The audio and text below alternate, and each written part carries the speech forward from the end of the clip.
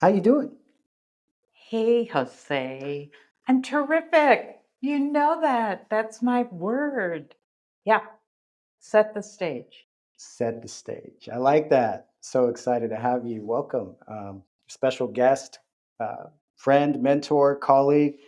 It's going on, what, 16? I'm trying to calculate in my head. It's been a moment. We did a lot of growing together. We have done a lot of growing together. We can say that. We've been through the fires of business pressure Yes. together. But I'm really excited to have you. What's on your mind?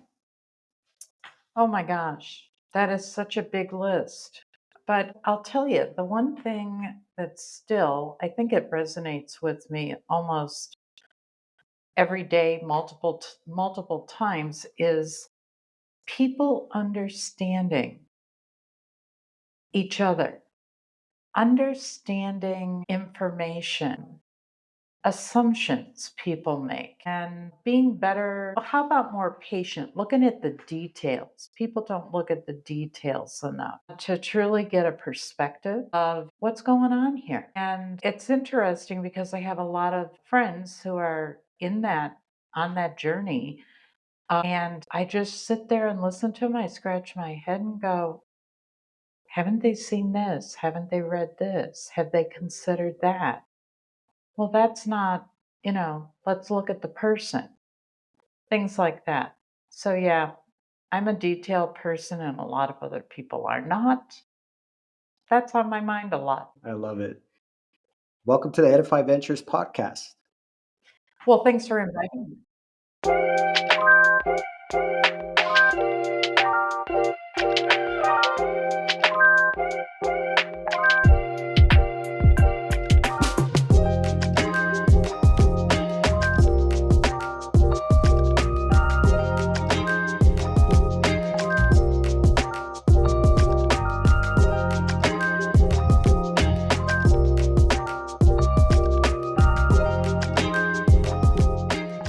All right, I'm your host. My name is Jose Hutron. I'm the founder of Edify Ventures. Welcome to the Edify Ventures podcast. Super excited to have a special guest today, Chris Wright. And we're talking about the role of people, understanding each other and connecting with people. The honest truth is, you can't escape human relations. No matter where we go, we're going to have to work with something pitiful. At times, we're all pitiful and we're all people. But let's break it down. I'm so excited to have you today because who better to talk to about this subject than this is a perfect topic of like how just people dynamics. Yeah. And can I add a word to your, you know, assessment, your preview? Everybody has value. Everybody. Let's look for the value. And instead of looking for issues, problems, that's good. But let's also look for the value. I love that. Look for the value, and you kind of have to be intentional. You have to be intentional about it. Absolutely. You have to be authentic. I think I remember a book, and it might have been you who recommended it, but How to Win Friends and Influence People by Dale Carnegie. Absolutely. And in there he talks about you have to be become genuinely interested in other people. And so it is internal to be truly interested in other people. And it's not an easy journey because people are complex. People learn differently. That means they're going to listen to things you say and maybe be confused because they're visual learners. They actually prefer to see it in writing. So understanding how they process information. We're all different like that. Auditory, visual, kinesthetic, tactile. Then you've got the element of looking at what type of personality they have. What are their strengths? And a lot of times that is a natural instinct they have. And then you've got their environment. What's going on in their lives? All these things influence them. And then what's influencing you? The fact that we can communicate at all is really a testimonial to our determination if we can keep talking. And I sometimes laughingly wonder, is that the reason why there's so much acrimony going on and things like that is it's too difficult to understand, to dig into all those details. It's hard to escape the trap of negativity and pessimism and narcissism and all the schisms and isms that are out there.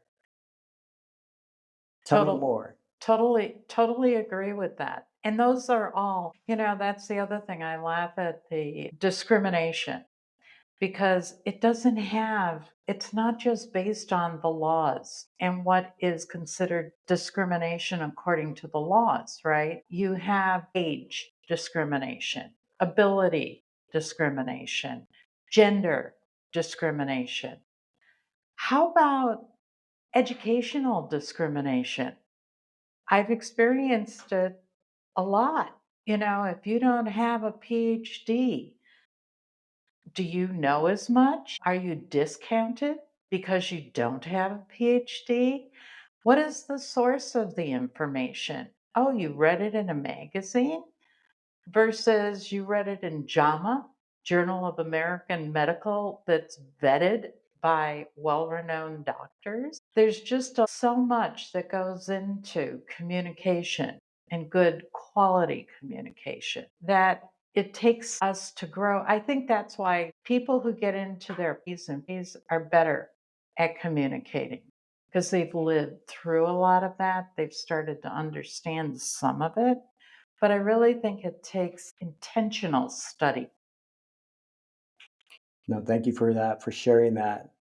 A lot to unpack with the impact of we're all different, we're all very unique, we're all one of a kind, right? We're all one of a Yes, kind. look at that.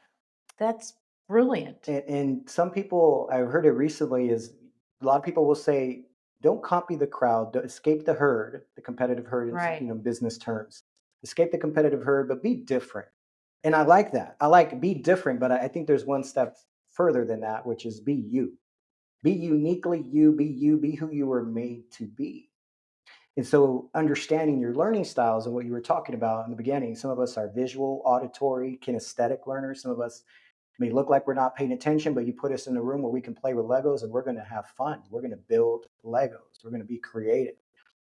So we're all different, but I think be you, be Yes. uniquely you. And let other people be themselves, be who they are. And look for their value. Remember, we were talking about everybody has value. What is their value? Where do they fit? Some people are meant to be the forward speaker, right? Where other people are meant to be in the background, do the tech stuff, stay informed, do the analytics. Not everybody is truly capable of doing everything and doing it well. So that's a huge part of being who you are. I love that. It's reminding me of what that one of the most successful NBA coaches, Coach Phil Jackson, said: is the MVP is the one who makes everybody else better. Yes. The most valuable player is the one who makes the most players valuable. And I'm a firm believer in that. And I do want to talk about when we're starting to unpack some of the tools and resources and methods for us to be more effective at how we connect and work with other people. We can't escape human relations. They're everywhere we go, at home, on the job, in every facet of our journey. But I want you to tell us a little bit about your story. I want folks that are listening to know a little bit about your background. Oh So my gosh. I have so many stories. I grew up as the granddaughter of an immigrant who immigrated from Poland at 16 years of age. His whole goal was that I go to college. All the other grandkids were supposed to go to college too. I was the only one that wasn't strong enough to just say, no, I'm not going. I went. I look back on it. It was the experience of a lifetime. I learned so much. I'm so thankful that I was pushed and I was pushed. initially. But then when I got into corporate America and I started to have mentors, I started to have people see in me things that I didn't see. They saw value and they would talk to me about trying different things. I can remember my first, what I consider most important, an important position. I was an administrator and an assistant to a vice president of distribution nationwide. And he was the one who told me, "You're not working to your capability." And I thought I was being fired. And in fact, he had heard about an opening that was happening in the organization that would move me up and totally changed my trajectory and doubled my income. And I was a single mom. I was struggling. And fast forward through all that, I even got to the point with mentors telling me, "You need to go into the corporate level, you need to become a VP." And I did that. But I learned I didn't have the skills. It wasn't me. It wasn't who I was. I was much more suited to be at the management level, two steps down. And I wasn't afraid to admit that to myself. It wasn't about the money. Suddenly I realized you're chasing money. You're not chasing enjoying what you're doing. And that is much more valuable, at least to me. And being at the management level, helping people learn new things, opening doors for people, I started to learn my value. And I got involved with some amazing organizations. And I believe everything happens for a reason. The first one was Strength Finders, which was the Gallup organization, produced this 40 years of research on what makes people successful. And they marketed a book, they sold a book that was $15. And on the back, there was a code. And you took the code and you got online and you did this evaluation, and bingo, you got your 5 strengths. I suddenly started to realize I'm a achiever. It means I like to get a lot done. I'm a maximizer. I want it done right. I drive people crazy because of that. And I had to learn how to adjust to that when people were upset. I'm also an includer where I like working with people. I'm also somebody who's an individualist. I really enjoy learning about individuals, their stories. How'd you get where you are? What's the most fascinating thing that's ever happened to you? What's the worst? I like all those things. And then I learned about psychogeometrics. And Jose, you and I use that teaching a lot of students that were at risk. And suddenly people stopped thinking about their past, all the things that went wrong or weren't productive. And here we had this tool. It was reasonably priced. It was vetted by Dr. Susan Dellinger, who started out in theater. That was her degree. Didn't do too well, but then she realized people got into theater because they could be somebody other than themselves. And that fascinated her. She went into the study of psychiatry and she developed this evaluation that people, based on historical evaluations, but she wanted people to be able to understand it. So she comes up with shapes, right? The box, the circle, the triangle. And I remember meeting Susan and telling her I turned the box into a file cabinet so students could understand it. It was organized people. Tell us about the box. Tell us about the box. It's the box. I know there's a few boxes that are listening. The box. I'm a box. My house is very, very organized. I have files with labels, and my husband was a squiggle, and I had to try to organize. I know a few squiggles. His stuff, but you know what? The squiggles are the problem solvers. But the boxes are organized. They're logical thinkers. They have a really hard time thinking outside of the box. And so you have to be patient with them and you have to communicate with them at that level. Show them your organized evaluation. Show them how you're looking at things, what things you're considering. They're scheduled. They like an appointment. They like an agenda. They like to be prepared. Communicate with them on that level. The circle. I'm a circle too. I think you're a bit of a circle. We like people. We like to see people happy. We like caring. Walk into somebody's house, they got a lot of houseplants. I have 42 big houseplants. They like caring for things. Make sure it's not their spouse who likes caring, or their friend, or their roommate. Um, but caring can be, and learning all this stuff, you start to walk into environments and meet people, and suddenly you start understanding them from a different level. Um, Jose introduced me just moments ago to a young man, and I looked at him and I instantly knew this gentleman was a squiggle. And you asked me why. His hair is curly, curly, curly. It's long. He is not conservative. He is not. This guy was just so full of energy. He was so full of positive energy. And I knew to engage him talking about ideas. And he just got happier and happier and shared with me some amazing concepts, things that he's working on. That's how you establish rapport. Instead of judging somebody, try to figure them out, try to understand their value. Then you've got the rocket ship.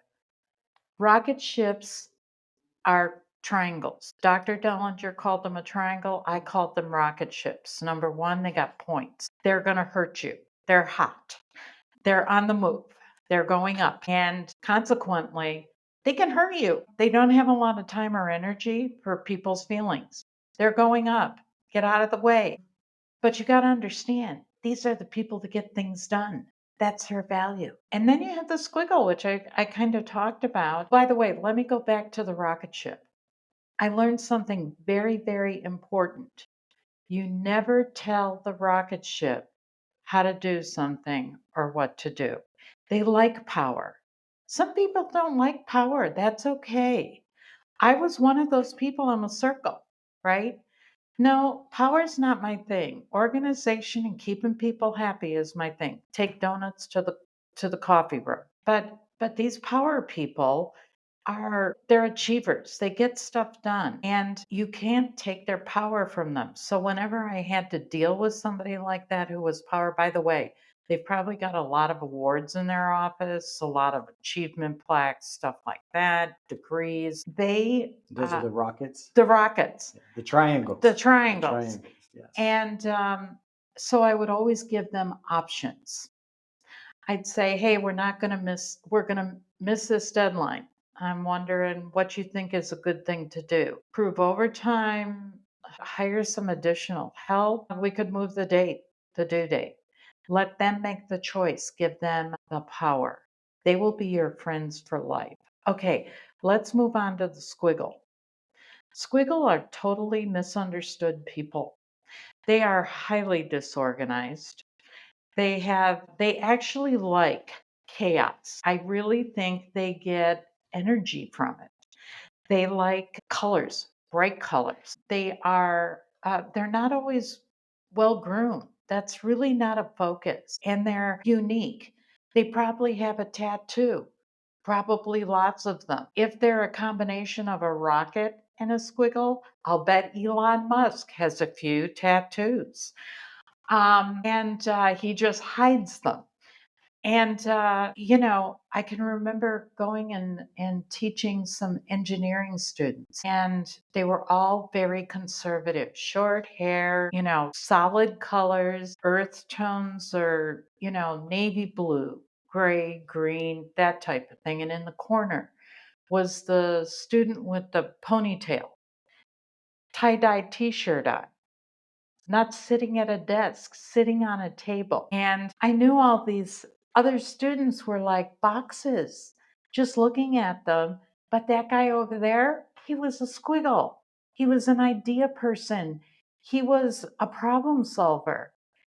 My role was to help these students create teams, that would work together, and they'd have the elements. They'd have a box, they'd have a circle, they'd have a rocket or a triangle, and they'd have a squiggle. But they also, when you're in a group of engineers, what you find is very few squiggles.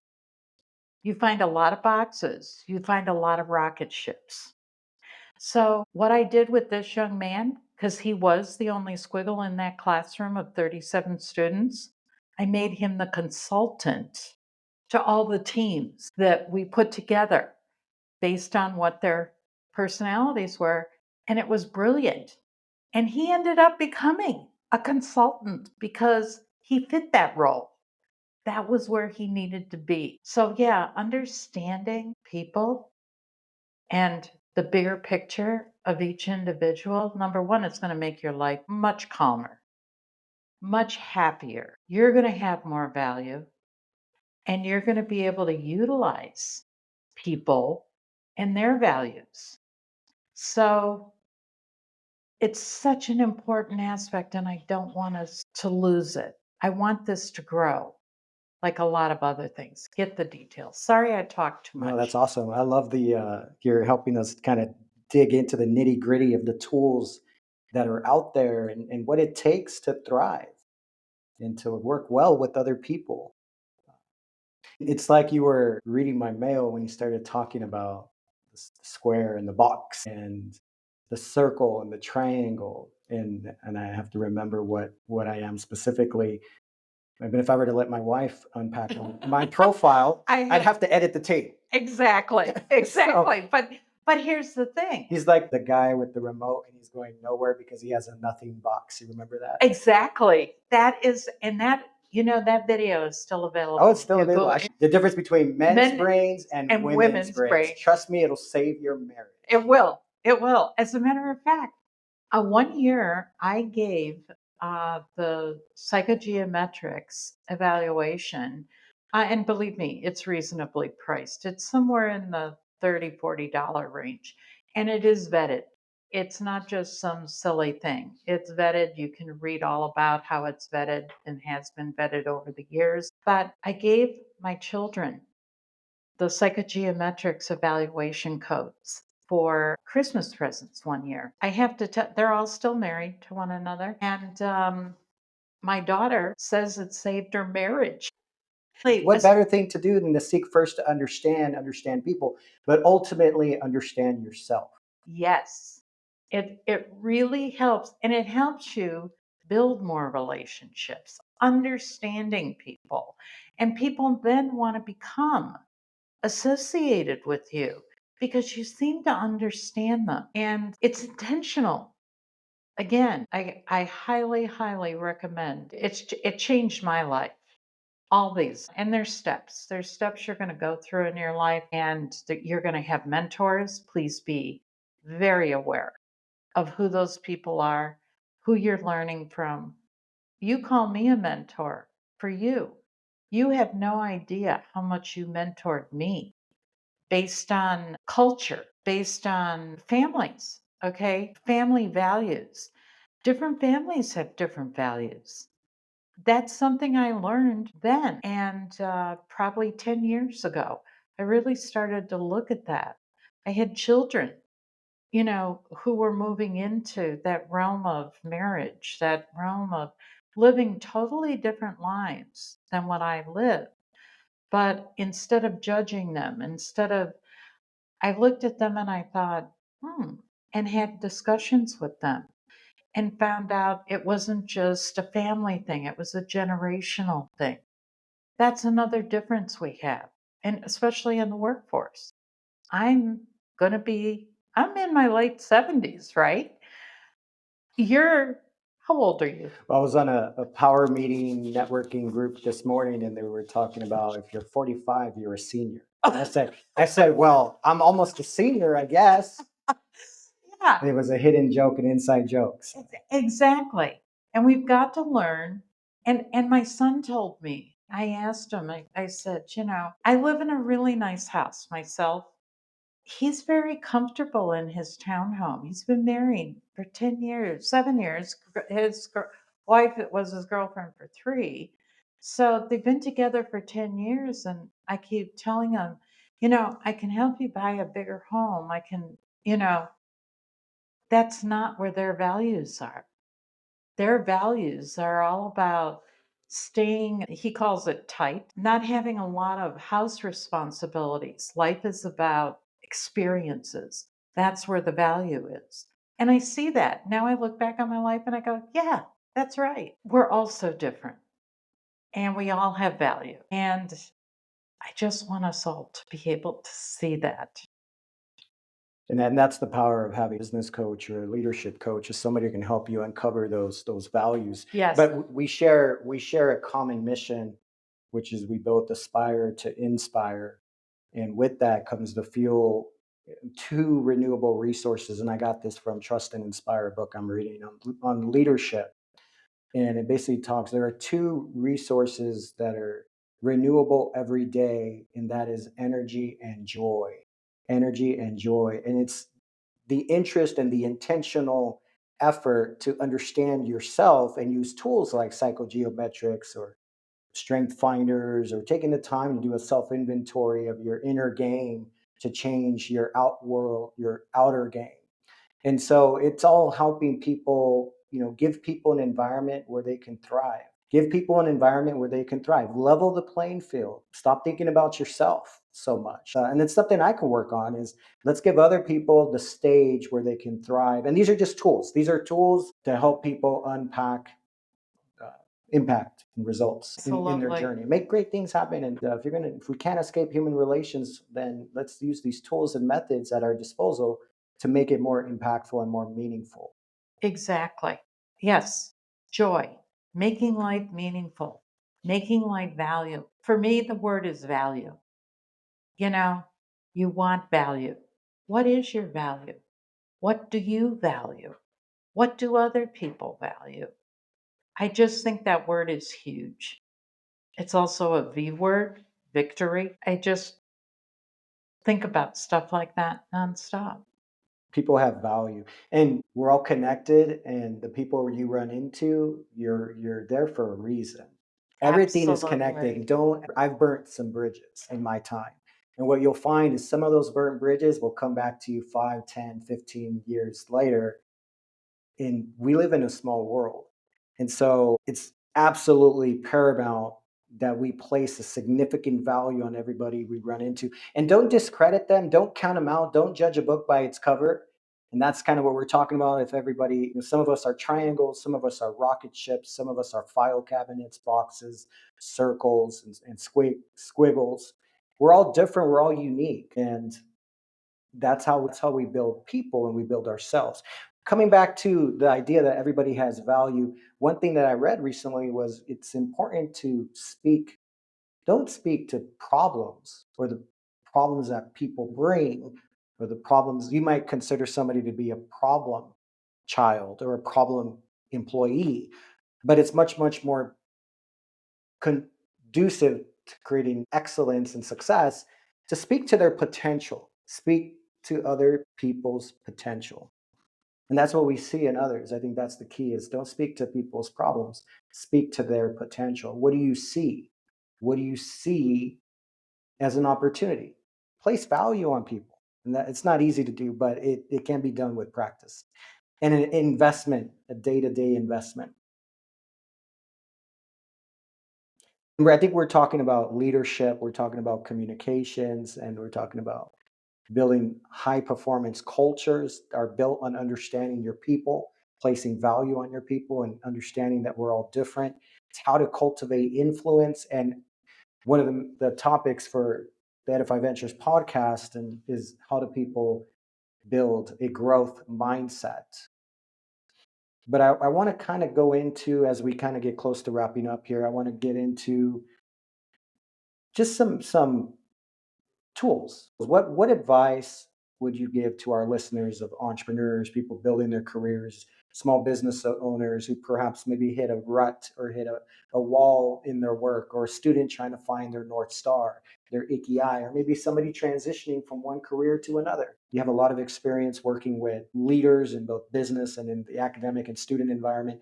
What advice would you give to somebody trying to take it to the next step, trying to level up in their career or in their business venture? Too often, I have experienced the primary motivator being more money. And that's a good motivator. Not saying that isn't. However, I would like to see people evaluate if they're in the right spot, making the right connections. Put some energy into understanding the culture that works for your strengths, that works for your personality, but mostly strengths. I think strengths really plays, and that's the Gallup. It's changed recently, by the way, and it's more expensive, but it's still highly valuable. Understand your strengths and understand where you fit. Like myself, going to the vice presidential level, at first your ego gets, oh, wow, oh my gosh, But it was interesting. I didn't want to tell anybody. I only told my husband. I felt like it was bragging. I felt uncomfortable.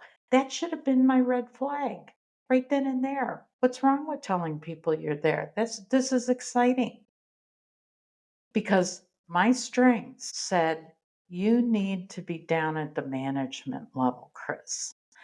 You want to talk about the people you work with.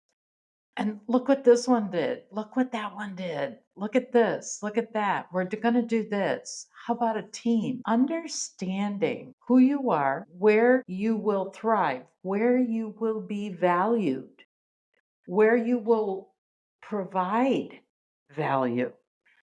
I really think that that is so important before you actually start to look. Because then you can start to look or talk to people and you'll know the target questions to ask to see if they fit, if this is a good fit for you. And people sometimes, ladies, please don't be upset with me. I'm a lady, okay? I've lived the life of interviewing and all those things and just being thrilled that somebody liked me. They hired me. It wasn't about so much about what is it about the responsibilities in the job description that attracted me. Always, always get the job description of the position you're applying for. Truly understand. And I'd go through and I'd rate 1 through 5 which ones were really interesting to me and which ones, and it had to be the majority of the responsibilities. I wasn't afraid to grow and the ones that weren't rated highly, but I wanted the majority of them to be a place where I had value. I was going to bring value and I was going to feel valued. So, That's good stuff. I love it. And that's Chris Wright. That's our special guest today, and somebody that I'm delighted to have on the Edify Ventures podcast. We're talking about leadership, growth, cultivating a growth mindset. And it's not just about having a positive attitude determines your altitude. It's you can actually operationalize how you manage yourself and your relationships with others to cultivate and create impact in your relationships, in your business, in your life. And there's methods and tools out there, and psychogeometrics is one of them. Placing value on people and understanding that everybody has value, everybody is unique. and I And don't get paid by Psychogeometrics, yes, right? it's true. Yes, I am just a we're just fan. we're both advocates and champions of that profile. Psychogeometrics highly recommended. One of the tools out there to explore. How can, as we kind of wrap up here, just how can people get in touch with you if there's some listeners out there that could use some connection or advice or mentorship or may want to follow up with you in your bio? I know there's LinkedIn, you can find you on LinkedIn, but how would you like people to? LinkedIn is a great way.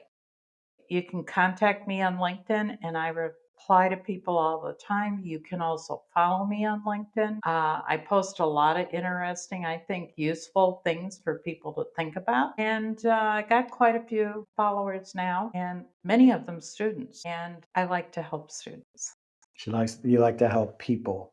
Yeah, I do. Awesome. Well, thank you for joining us. I'm going to go ahead and include your contact information, your LinkedIn profile on my podcast notes. So folks that are interested can get in touch. And please do check out the links that are connected to myself, Jose Hutron, your host, Edify Ventures.